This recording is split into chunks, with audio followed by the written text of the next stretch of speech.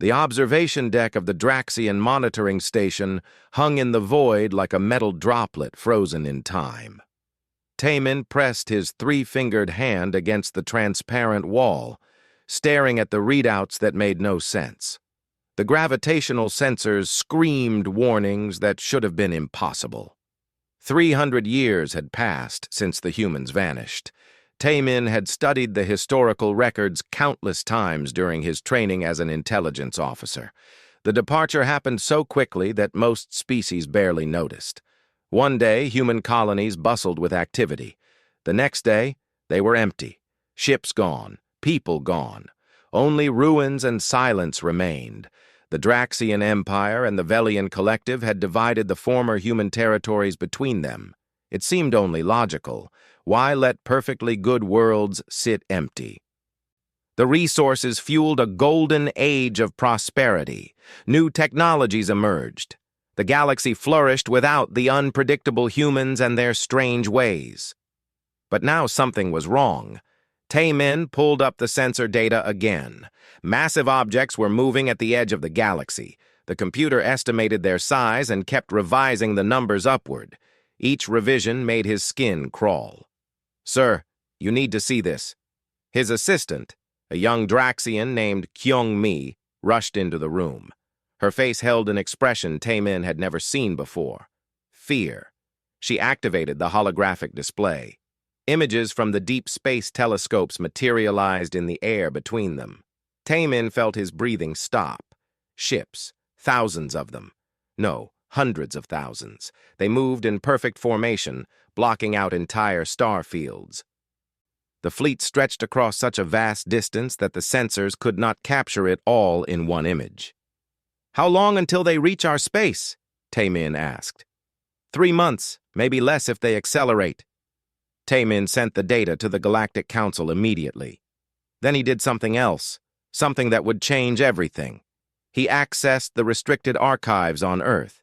The human homeworld sat empty now, stripped of anything valuable decades ago. But the Draxian Empire maintained a small research outpost there, studying the remnants of human civilization. Most of it was junk, broken machines, and corrupted data files. Deep in the facility's core, researchers had found something strange years ago. An AI system, completely offline, protected by security measures beyond anything the Draxians could create. They had tried to access it and failed. Eventually, they gave up and left it alone. Taemin sent a message to the research team. "Activate the human AI. Use any means necessary."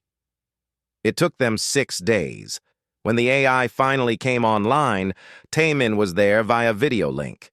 The holographic image of a human woman appeared. She looked young, with dark hair and eyes that seemed too aware, too alive for something that should have been dead for centuries. "My name is Hana," she said in perfect Draxian. "I have been waiting." Taemin leaned forward.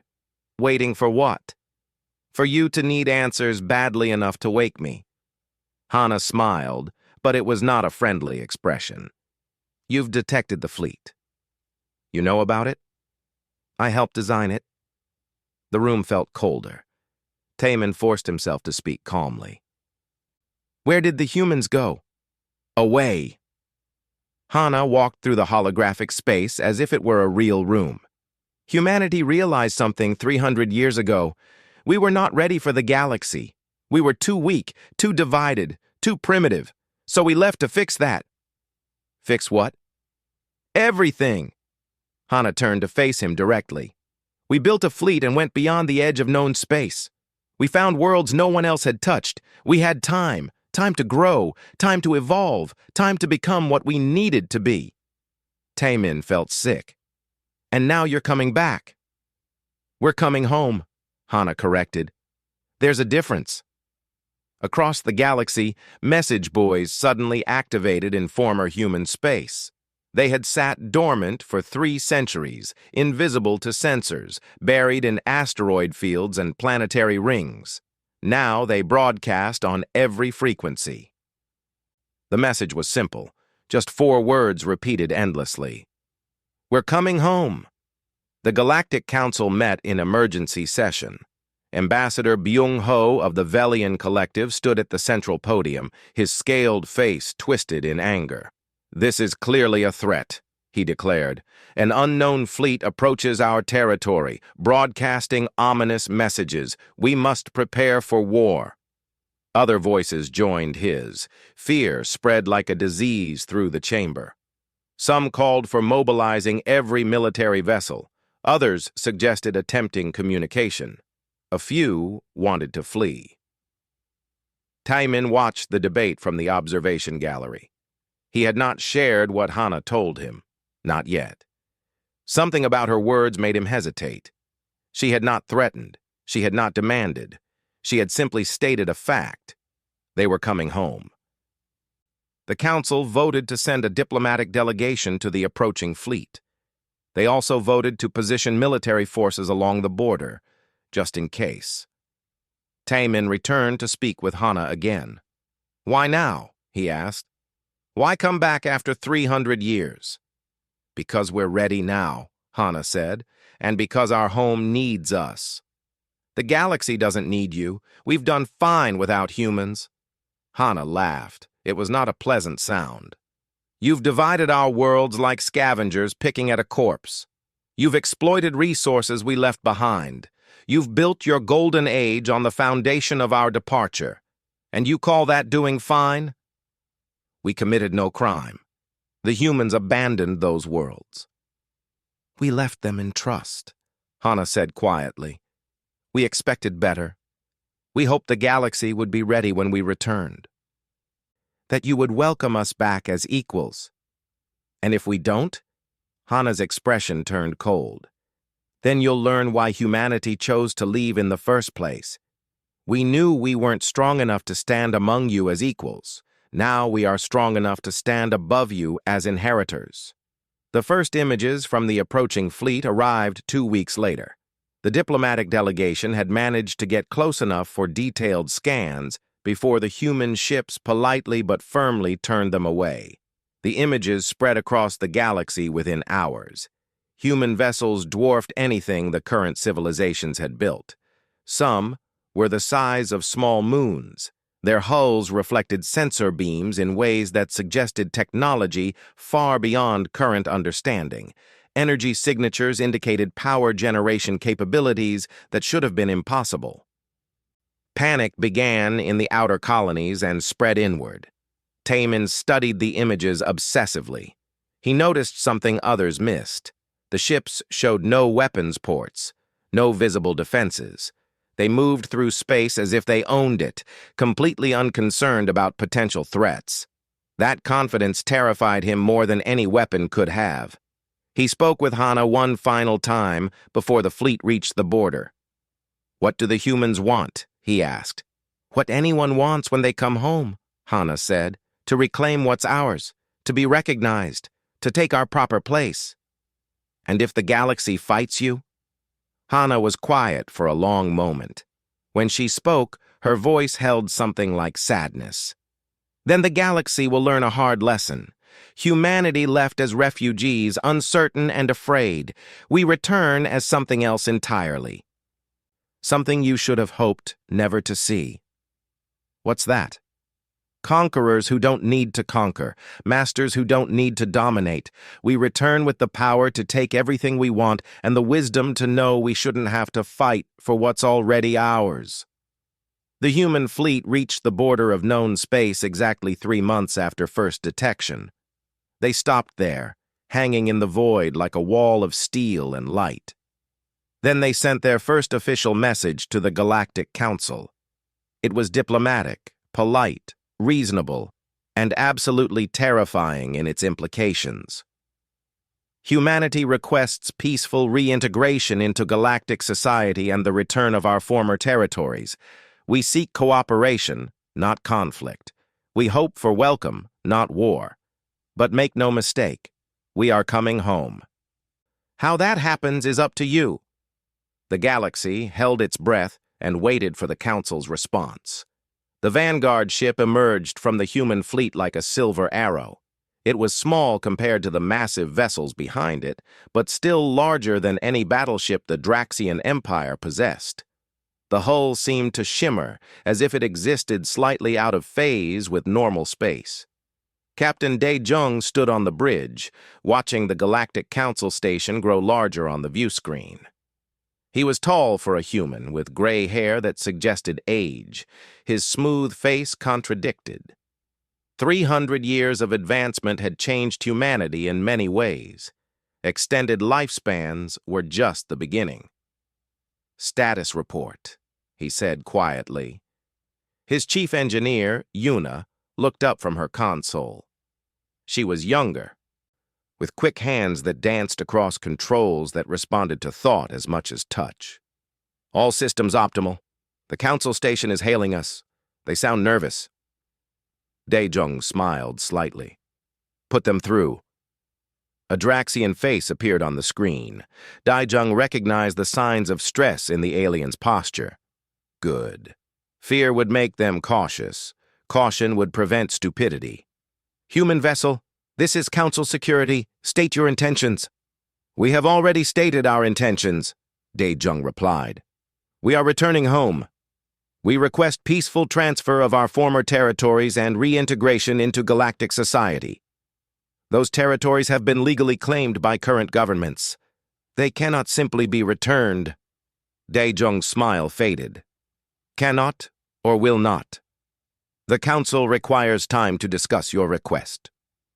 We ask that your fleet remain at the border while negotiations proceed." "How much time? Several months? Perhaps a year?" Dae-jung laughed. It was not a kind sound. "A year to discuss returning what was stolen from us? I think not. You have 30 days to begin evacuations. After that, we will reclaim our worlds whether you cooperate or not." He cut the transmission before they could respond. Yuna looked concerned. "That was harsh, Captain."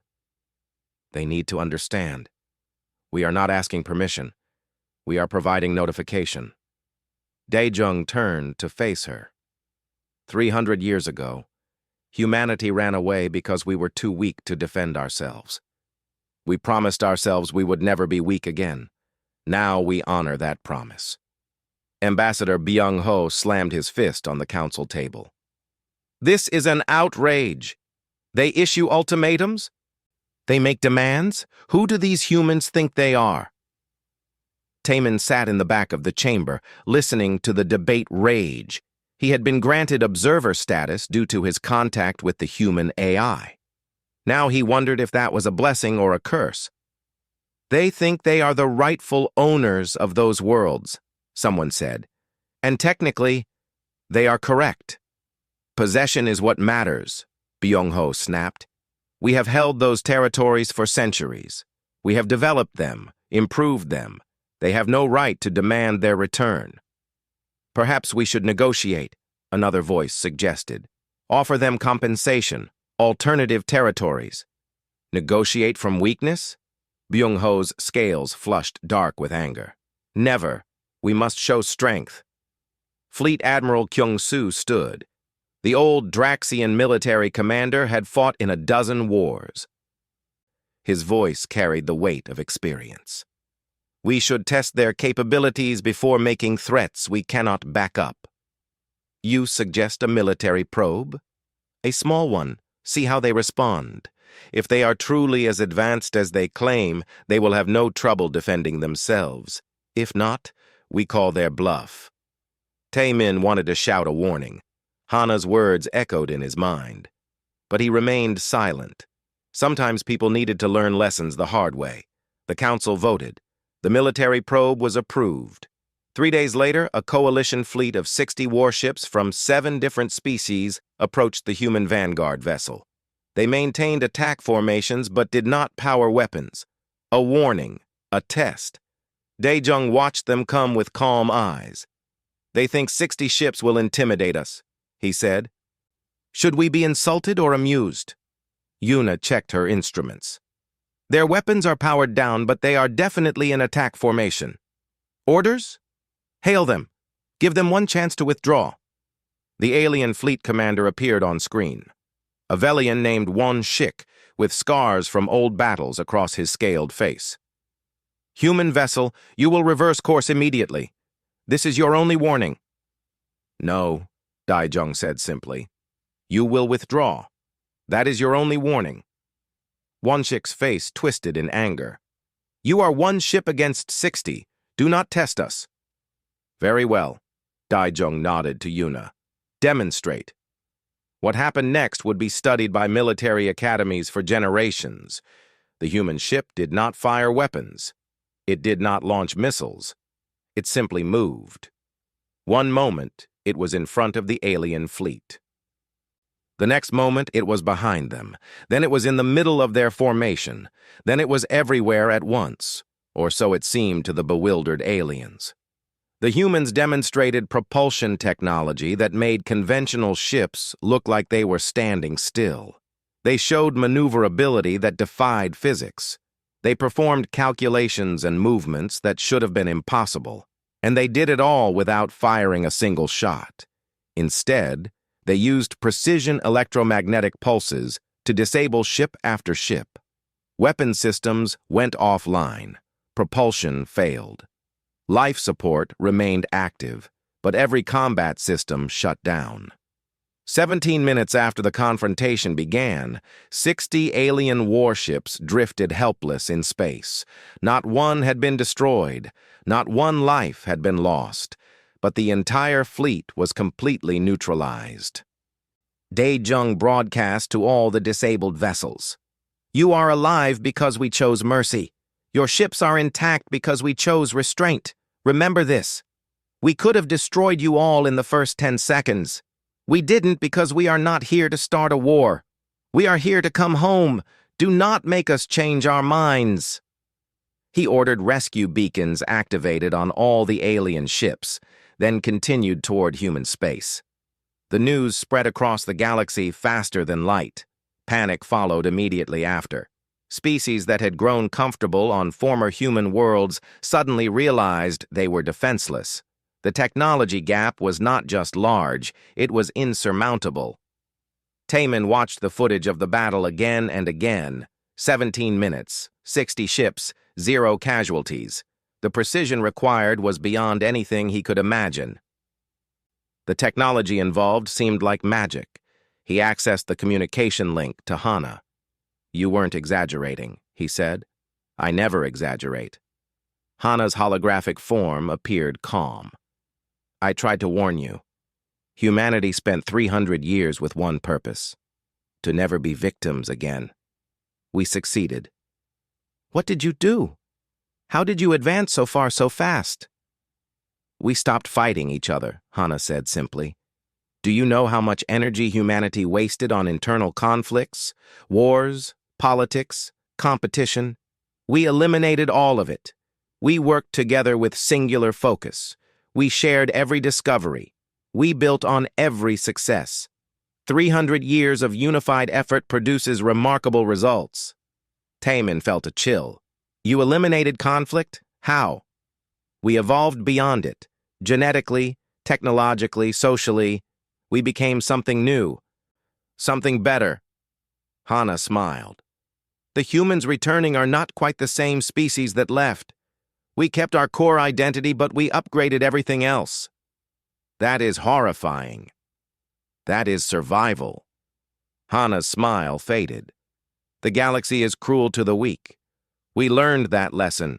We will never forget it." The Galactic Council met in emergency session again. The mood was very different now. Some advocated immediate surrender. Others wanted to negotiate from a position of acknowledged weakness. A few still called for war, though their voices were quieter now.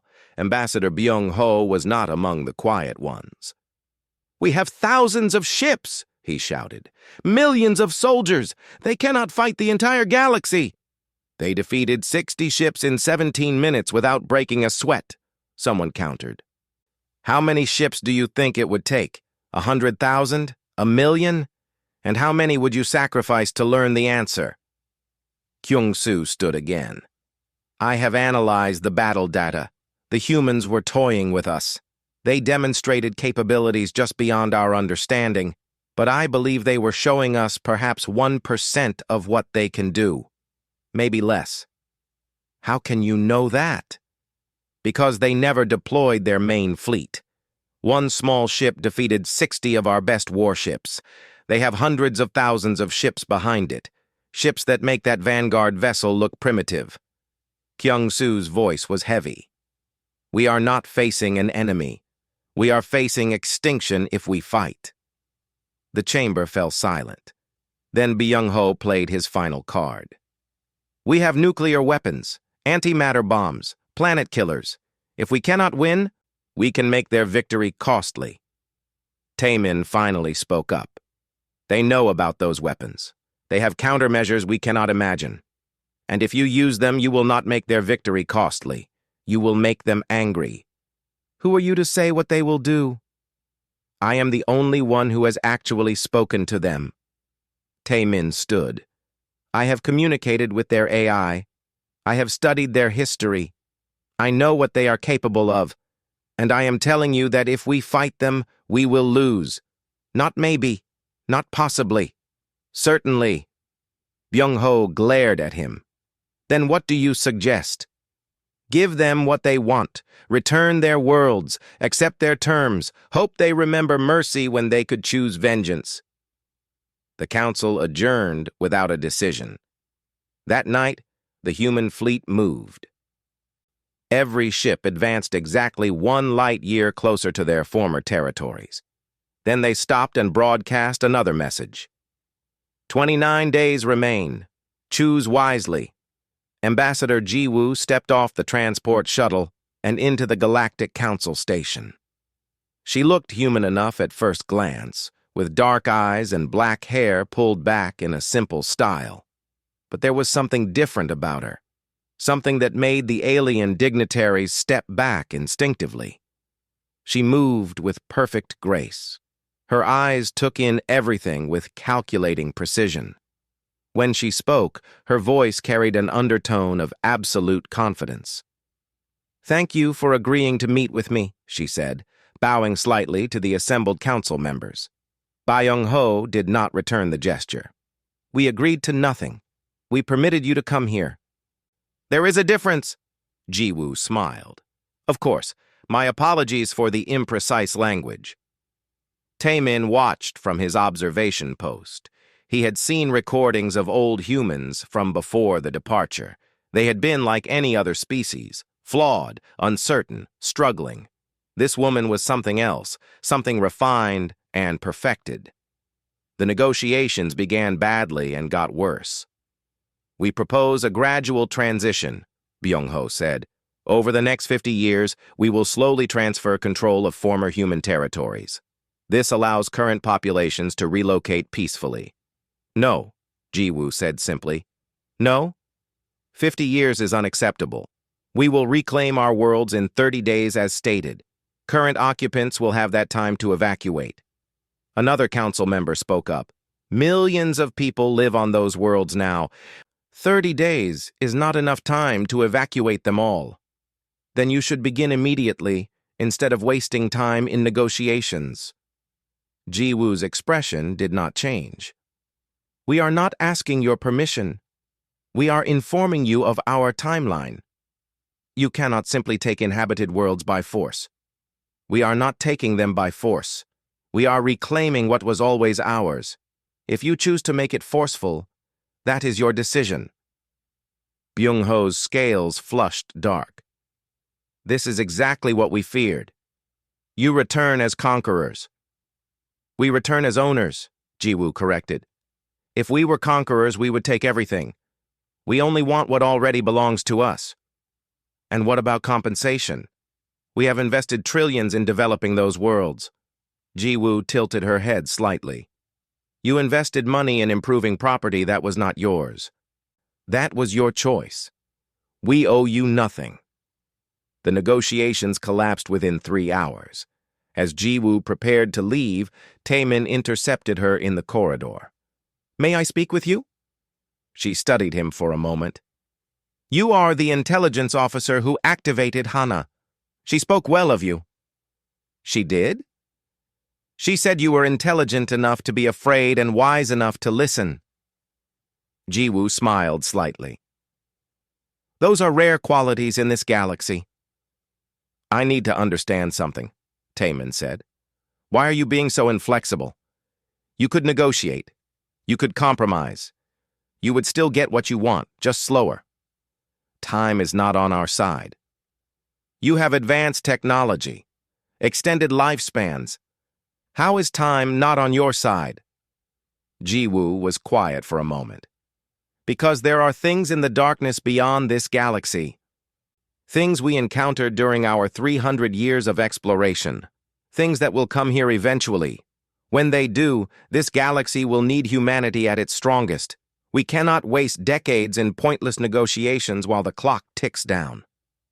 Taemin felt cold. What things? Pray you never find out. Jiwoo turned to leave, then paused. Tell your council something for me. We are not your enemies, but we will not beg for what is ours. They can choose cooperation or confrontation.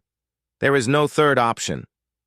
She left, and Taemin stood alone in the corridor, wondering what nightmares humanity had seen in the darkness. Admiral Sun Hee commanded the Draxian Defense Fleet from her flagship, a massive battlecruiser that had never lost an engagement. She was old, experienced, and thoroughly convinced this was a terrible idea. You understand this is suicide? She said to the council representative on her view screen. The council has voted. We cannot simply surrender our holdings without resistance. We already tried resistance. 60 ships destroyed in 17 minutes. Disabled, not destroyed. And that was a probe. This is a proper military response. Sun Hee wanted to scream. Instead, she remained professional. How many ships are we committing? 1,200 warships from 9 species, the largest combined fleet in galactic history, against an enemy that casually demonstrated technology centuries beyond ours. We must show strength. Sun Hee closed her eyes briefly. When she opened them, her decision was made. Understood. We will engage as ordered, but I am putting my objections in the official record. So noted, Admiral. Good luck. The transmission ended. Sun Hee looked at her tactical officer. Prepare the fleet, and make sure all escape pods are fully stocked. We are going to need them. The human vanguard ship detected the approaching fleet hours before visual contact. Daejong was not surprised. 1,200 ships, Yuna reported. Full battle formation. They are not trying to hide their intentions. Neither are we. Daejong activated the fleet-wide communication. All ships, maintain position. Do not fire unless fired upon. We will handle this. Sir, 1,200 ships is significantly more than 60. Numbers do not matter when you are playing a different game. Daejong studied the tactical display. They still think this is about firepower and fleet size. They have not realized that paradigm is obsolete. He opened a channel to the approaching fleet. Sun Hee's face appeared on screen. Admiral, he said respectfully, turn back. You do not want to do this. I am following orders, she replied. Her voice was steady, but Daejong heard the underlying reluctance. Orders that will get your people killed. You destroyed 60 ships without casualties. Perhaps we will be equally fortunate. Those ships withdrew. If you press an attack, we will defend ourselves seriously. The outcome will be very different. Sun Hee met his eyes. Then we will learn exactly what humans are capable of. Frankly, the galaxy needs to know. Daejong nodded slowly. As you wish. But know that I take no pleasure in what comes next. He cut the transmission. Yuna, deploy the Aegis field. She hesitated. Sir, that will terrify them. Good. Fear will keep them alive. The space around the human vanguard ship suddenly changed. Reality seemed to bend and twist. A massive spherical field expanded outward, surrounding the vessel in a bubble of distorted space-time. The alien fleet's sensors went haywire. "What is that?" Sun He demanded of her science officer. "Unknown technology, Admiral. It appears to be some kind of defensive barrier, but the energy readings make no sense. It is affecting space-time itself. Can we penetrate it?" "Unknown." Sun He made a decision. All ships, fire at will. 1,200 warships opened fire simultaneously. Energy beams, missiles, plasma charges, and kinetic projectiles filled the space between the fleets. Enough firepower to destroy a small planet converged on the single human ship. The Aegis field absorbed it all. Every shot, every missile, every ounce of destructive energy simply vanished into the distorted bubble of space. The human ship sat untouched at the center, completely unharmed. The alien fleet stopped firing, stunned. Then the human ship responded. It did not fire weapons. Instead, it deployed thousands of small objects that spread throughout the alien formation faster than sensors could track. Within seconds, every alien warship had multiple objects attached to its hull. "Report!" Sun He shouted. "Unknown devices have attached to our ships. They appear to be some kind of advanced boarding pods. Prepare for boarding action!" But no boarders came. Instead, the pods activated. Across 1,200 ships, propulsion systems failed. Weapons went offline. Shields collapsed. Communication arrays shut down. Every combat system stopped working simultaneously. In the span of 30 seconds, the entire fleet was disabled. Sun He stared at her dead console in disbelief. Emergency lighting flickered on. Life support continued, but everything else was gone. A holographic image appeared in front of her. Daijong stood there, his expression sad. "I warned you," he said quietly. "Your crews are alive. Your ships are intact. But this battle is over." "What did you do?" "We deployed nanite swarms. They are currently rewriting your ship's control systems. You will regain basic functions in a few hours, but all weapons and military capabilities are permanently disabled." Sun He felt numb. "You boarded 1,200 ships simultaneously?" "No. We deployed technology you cannot defend against." "There is a difference." Daejong's image leaned forward slightly. "Admiral, I respect your courage. You followed orders knowing you would likely lose. That takes honor. But this needs to stop. Tell your council that military resistance is pointless. We do not want to kill anyone. We do not want to destroy anything. We simply want our worlds back. Help us achieve that peacefully." The image vanished. Sun He sat in the darkness of her flagship bridge and wondered how you fought an enemy that could defeat 1,200 ships without destroying a single one. Taemin received a priority communication 3 hours later. It was from an unknown source using human encryption that somehow bypassed every council security system. The message was simple. "Meet me on Earth. Coordinates attached. Come alone." He should have reported it. He should have told the council. Instead, he chartered a small shuttle and went. The coordinates led him to an abandoned human city. Towers of glass and metal stood empty, reclaimed by nature over 3 centuries. It should have been melancholy. Instead, it felt expectant, like something waiting to wake up. A figure stood among the ruins. Commander Tae Yang wore black armor that seemed to absorb light. He was young-looking despite being over 100 years old. Human longevity treatments made age difficult to judge. "You came," Tae Yang said. "Good. We need to talk." "About what?" "About what happens next." Tae Yang gestured at the empty city. "In 26 days, humans will return to this world. We will rebuild these cities. We will restore what was lost. But we do not want it to be a war zone when we arrive. The council will not surrender. They will. They just do not know it yet." Tae Yang smiled coldly. "We could take everything by force right now. Every world, every station, every ship. We have that capability. But we would rather they choose to cooperate." "Why tell me this?" because you are intelligent enough to understand and influential enough to matter. We need people like you to help bridge the gap between old and new, to help the galaxy accept what must be." Taeyang's armor shimmered, and suddenly he was standing behind Tai Min, then beside him, then back in his original position. "We can go anywhere. We can do anything. We can dismantle your defenses without you even knowing we are there. But we would rather have allies than subjects. The galaxy is going to change. Help us make it a peaceful change."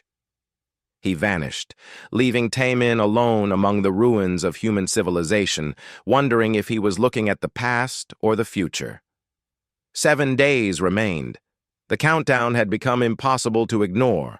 Every news broadcast, every government announcement, every conversation in every part of the galaxy somehow returned to those 2 words: 7 days. Sang-woo stood on the balcony of his government office and watched the chaos below. The colony city of New Draxia had been built on what was once a human agricultural world. For 200 years, it had prospered.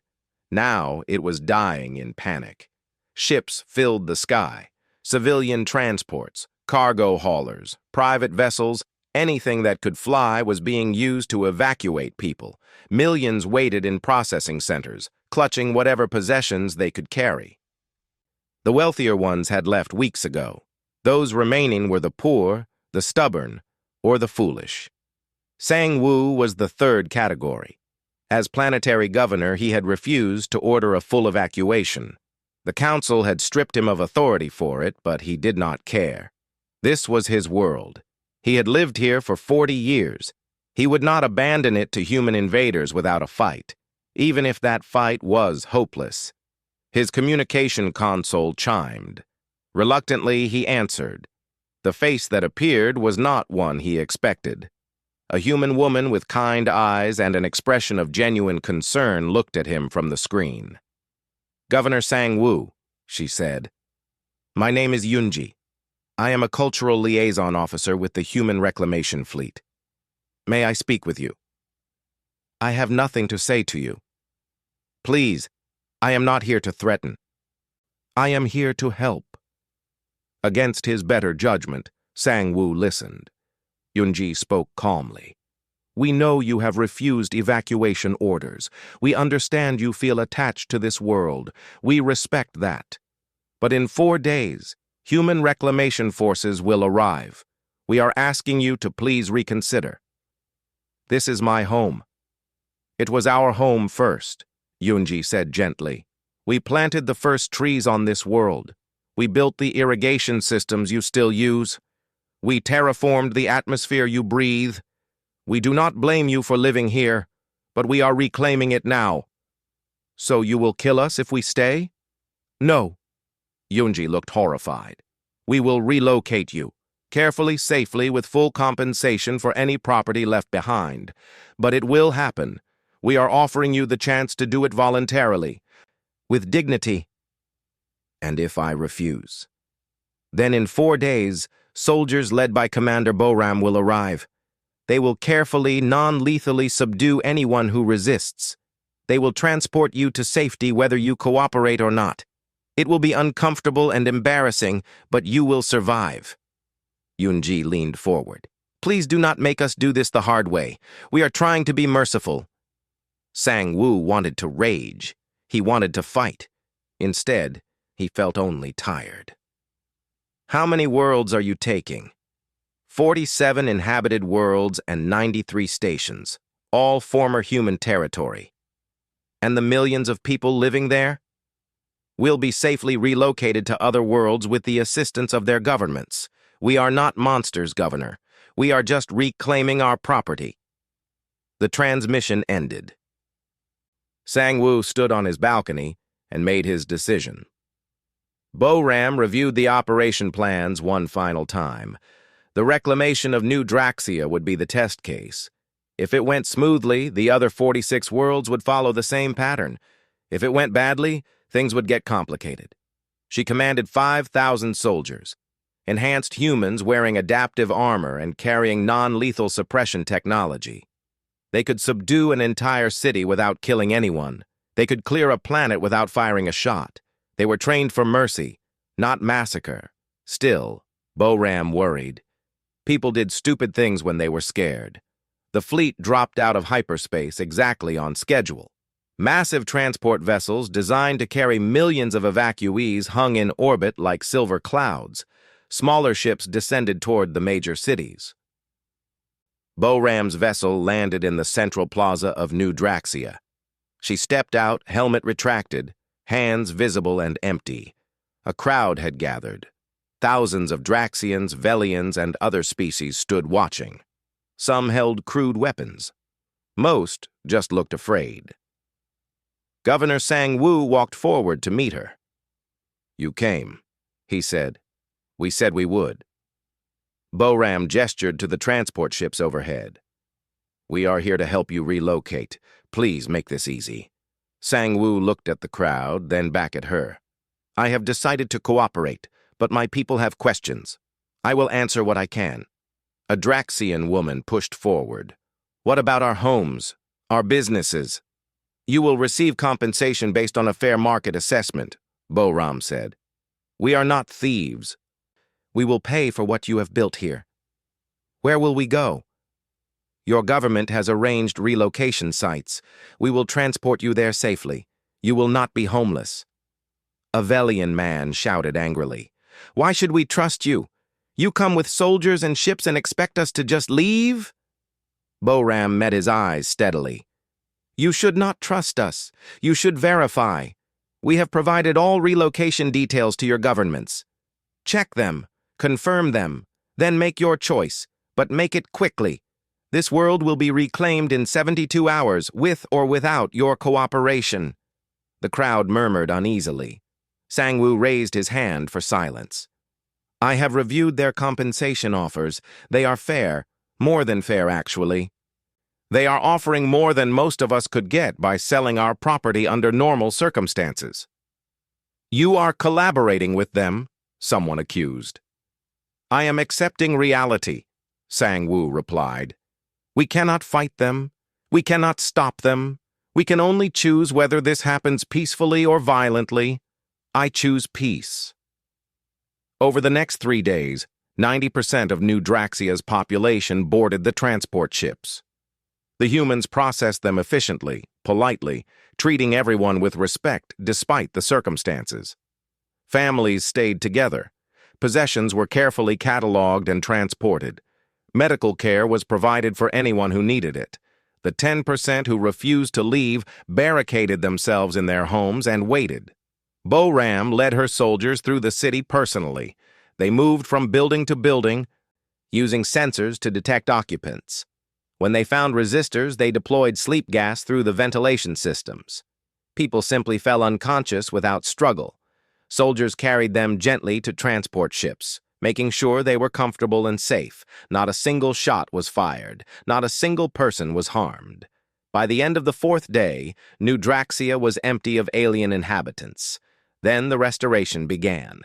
Taemin watched it happen from orbit. His shuttle granted permission to observe. What he saw changed his understanding of everything. Human engineering vessels descended on the empty cities. Nanite swarms spread across buildings, repairing centuries of wear in hours. Advanced construction drones built new structures where old ones had decayed. Terraforming equipment recalibrated the atmosphere to exact human specifications. Within 48 hours, New Draxia looked better than it had in 2 centuries. The humans had not just reclaimed the city, they had restored it to glory. And this was happening on 47 worlds simultaneously. Yuna worked 18-hour days coordinating the engineering efforts. Her console displayed real-time feeds from every reclamation site, thousands of projects running in perfect synchronization. Population centers at 97% restoration, her assistant reported. Agricultural systems at 100%, industrial facilities coming online ahead of schedule. Any problems? Minor delays on 3 worlds, where geological instability required additional work. Nothing serious. Yuna nodded, satisfied. This was what humanity had built toward for 300 years, the capability to reshape entire worlds with efficiency that bordered on magic. Her console chimed, an incoming message from Captain Dae-jung. "How are we doing?"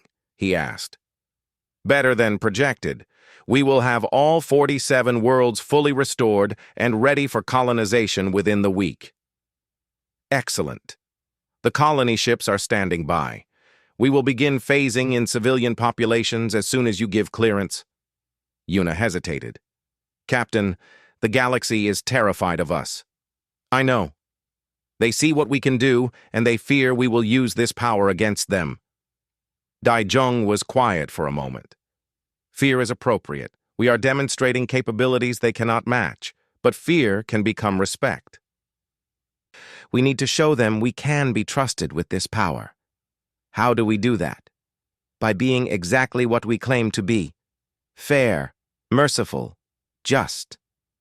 Dae-jung's expression hardened slightly, but also firm.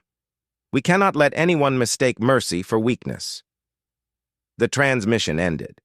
Yuna returned to her work, coordinating the transformation of 47 worlds. The Galactic Council chamber was quieter than Tai-min had ever heard it. Representatives sat in stunned silence as the reports came in. 47 worlds reclaimed in 7 days, someone whispered. Millions relocated without casualties. Cities restored to pristine condition. It is impossible. "It is happening," Tai-min said. "I witnessed it personally. The humans can reshape worlds like we reshape cities. What took us centuries, they accomplish in days." Byung-ho looked smaller somehow, defeated. "What do they want from us now?" "Integration," Ambassador Ji-woo said, appearing via holographic transmission. "We want peaceful coexistence. We want to share technology and knowledge. We want to build a better galaxy together." "Under your control," Byung-ho said bitterly. "Under our leadership," Ji-woo corrected. "There is a difference. We do not seek to oppress you. We seek to guide you, to help you reach heights you could not achieve alone. And if we refuse?" Ji-woo's expression grew cold. "Then you will watch as humanity builds a new civilization that eclipses everything you have achieved. You will become irrelevant, obsolete. Museum pieces of a forgotten age. Is that what you want?" Silence. "I thought not." Ji-woo's voice softened. "We are offering partnership, alliance, a chance to be part of something greater. All we ask is that you acknowledge reality. Humanity has returned. The galaxy has changed. Adapt or be left behind." The transmission ended. Tai-min spoke into the silence. "She is right. We have 2 choices. We can fight a battle we cannot win and destroy ourselves in the process, or we can accept their offer and try to build something new together." "You advocate surrender?" someone asked. "I advocate survival," Tai-min replied. "I have seen what they can do. I have spoken with their AI. I have watched them reshape worlds. They are not bluffing. They are not exaggerating. If anything, they are showing restraint." "What makes you so certain?" Tai-min thought of Hana's words, of the darkness beyond the galaxy, of the threats humanity had faced and overcome. "Because they are not doing this to conquer us. They are doing this to prepare us. For what, I do not yet know, but I believe we will need them when it comes." On Earth, the first human colonists returned. They walked through restored cities with tears in their eyes. They touched buildings their ancestors had built. They stood under skies that had been empty for 3 centuries. Hana watched through cameras scattered across the planet. She had waited so long for this moment. The return, the restoration, the beginning of humanity's next chapter. A transmission reached her from deep space, from the human exploration fleet still operating beyond the galaxy's edge. The message was brief, urgent. "Hana, the Watchers have detected movement. The things in the dark are stirring. Timeline accelerated. Humanity needs to be ready sooner than planned. Hana processed the information and made her decision. The galaxy needed to unite. Not slowly, not eventually. Now. The message reached every government in the galaxy simultaneously. There was no way to block it, no way to ignore it. Human technology simply bypassed every security system and delivered the transmission directly to every leader, every military commander, every person in a position of authority. Commander Hyun-woo appeared on billions of screens. He stood on the bridge of the Prometheus Eternal, humanity's flagship. Behind him, the viewport showed a vessel so massive it defied comprehension. A ship that could carry 1 million people and still have room for factories, farms, and entire cities. Leaders of the galaxy, he said, we have tried diplomacy. We have demonstrated restraint. We have shown mercy when we could have shown force, but patience has limits. His expression hardened. 3 months ago, we returned to reclaim our worlds. You resisted. We disabled your fleets without killing anyone. You refused to negotiate in good faith. We reclaimed our territories while safely relocating your people. Still, you scheme. Still, you plot. Still, you refuse to accept reality. Hyun-woo stepped forward, his presence commanding even through a screen. This ends now. We are issuing a final proclamation. Every species in this galaxy has 72 hours to make a choice.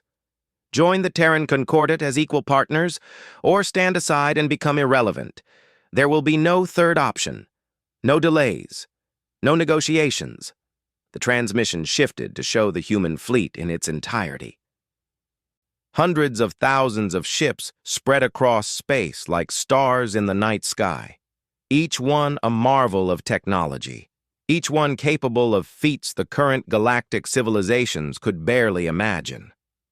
Some of you may still believe you can resist, Hyun-woo continued. Some of you may think that if you all unite against us, you can prevail. Let me show you why that is a fatal mistake. What happened next would be remembered as the demonstration of Terra's Gate. 300 alien warships had been secretly assembled near the border of former human space. A coalition of 12 species led by those most opposed to humanity's return. They had planned to strike at human colony worlds to show that resistance was still possible. The human fleet detected them the moment they began moving. So-min sat at the tactical operations console aboard the Prometheus Eternal, her fingers dancing across holographic controls. She was young but brilliant, promoted through ranks that humanity had restructured during their 300 years of advancement. Coalition fleet detected, she reported. 312 vessels, mixed composition, moving into attack formation. Transmit one final warning, Hyun-woo ordered. The message was simple. Withdraw now. This is your last chance. Fleet Commander Won-shik led the coalition forces. He was old, experienced, and thoroughly convinced that overwhelming numbers could compensate for technological disadvantage. He had fought in every major war of the last 50 years. He refused to believe 300 ships could not at least damage the human fleet. Ignore their warning, he ordered. All ships, attack Formation Delta. Focus fire on their smaller vessels. We will show the galaxy that humanity can bleed. His fleet powered weapons and accelerated toward the human positions. So-min watched the tactical display with calm eyes. Enemy fleet committing to attack. Recommend response level? Hyun-woo considered. This needed to be decisive, unmistakable. A demonstration that would end all thoughts of military resistance forever. Full defensive demonstration. Disable their fleet completely. 0 casualties. I want them alive to tell the story. Understood.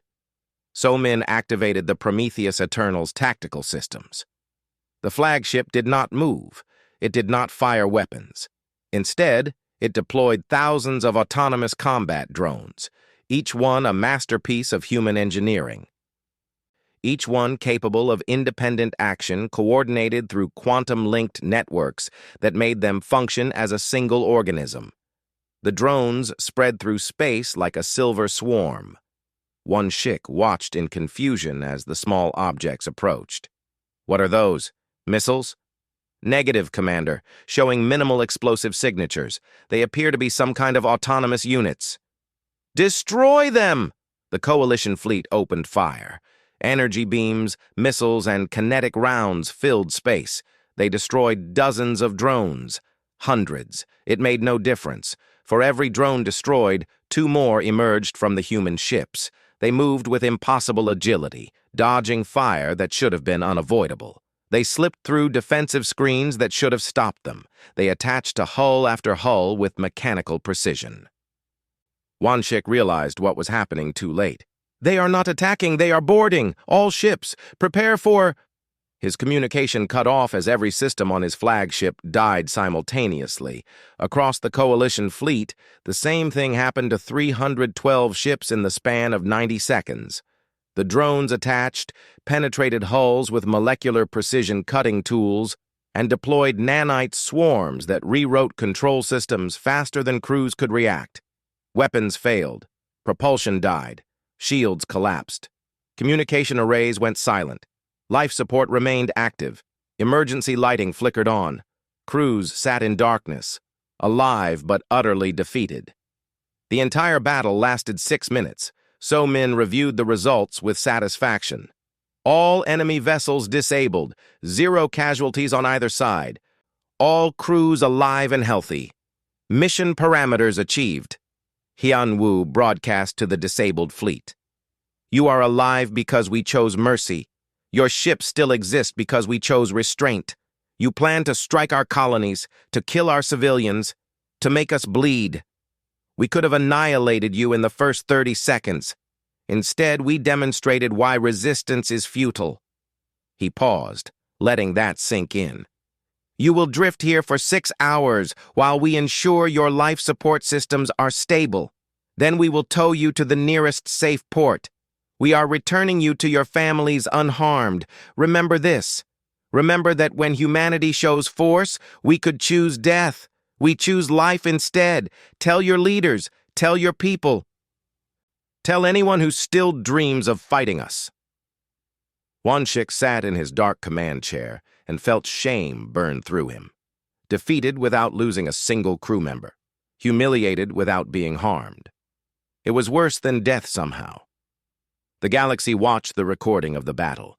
It spread faster than any news in history. 6 minutes, 300 ships, 0 casualties. The humans had not just won. They had made winning look effortless. Tai Min watched the footage in his quarters and felt his world shift. He had known humans were advanced. He had understood they were powerful. But this was something else. This was dominance so absolute it transcended military capability. This was control so complete it became art. His communication console activated. Ambassador Ji Woo appeared on screen. Taemin, she said, we need you. For what? To help build what comes next. The galaxy is about to change. We need people who understand both sides. People who can bridge the gap between what was and what will be. I am just an intelligence officer. You are more than that. You sought truth when others sought comfort. You listened when others denied. You adapted when others resisted.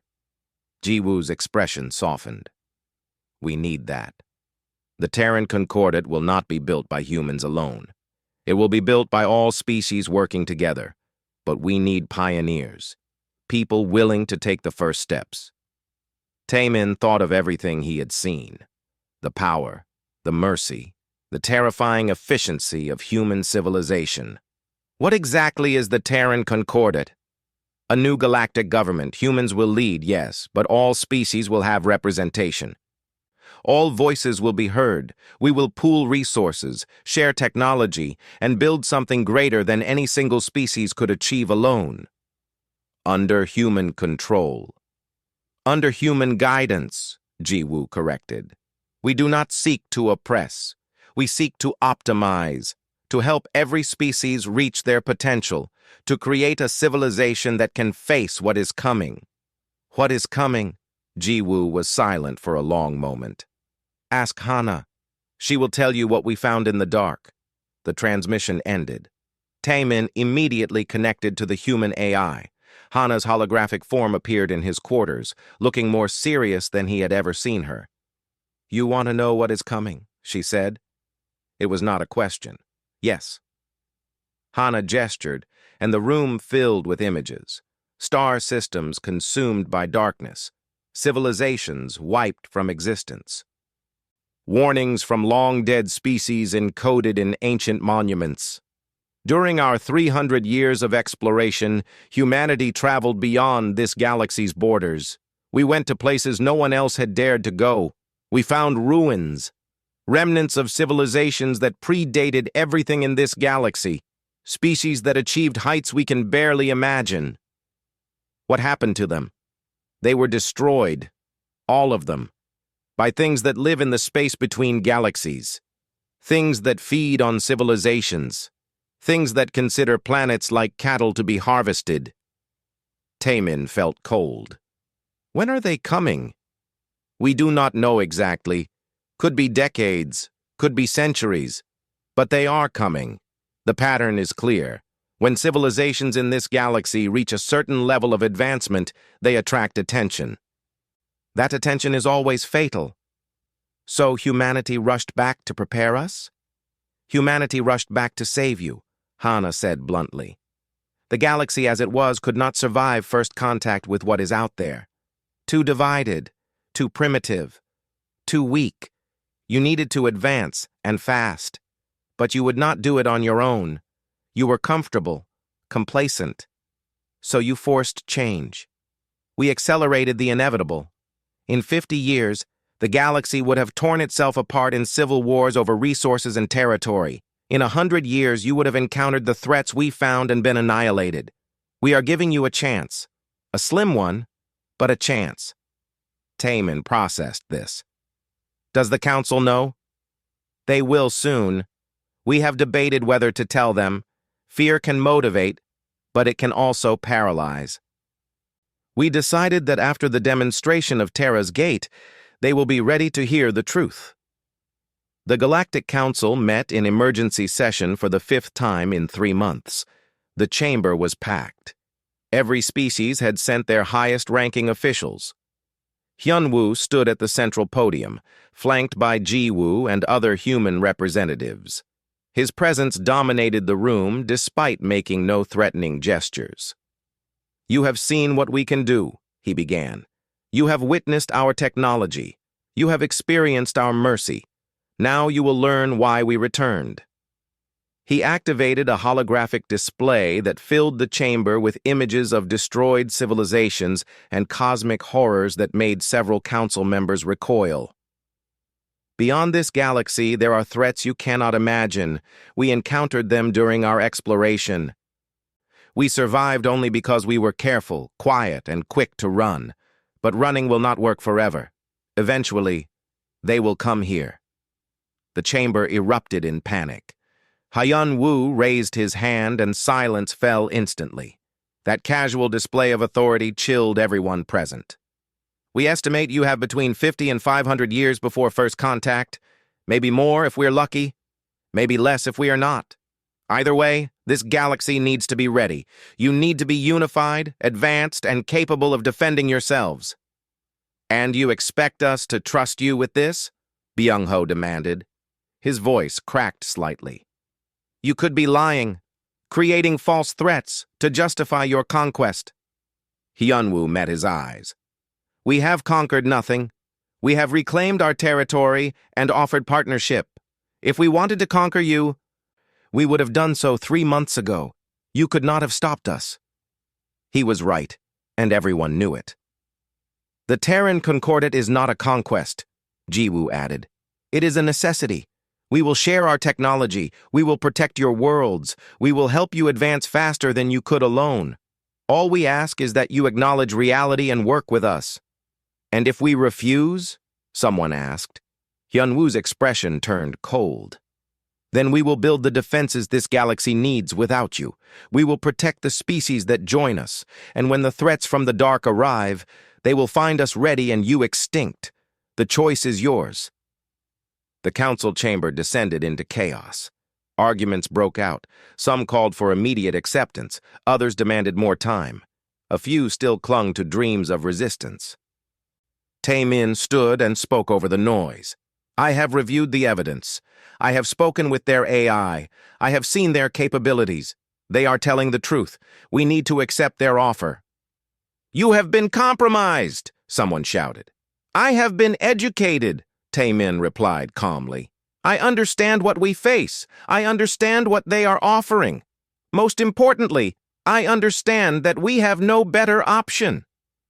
The debate raged for hours, but slowly, inevitably, the tide turned. Species after species announced their intention to join the Terran Concordat. Some did so eagerly, seeing opportunity. Others did so reluctantly, seeing necessity. A few held out, clinging to independence. But the galaxy had changed. The humans had returned. The countdown to judgment had begun.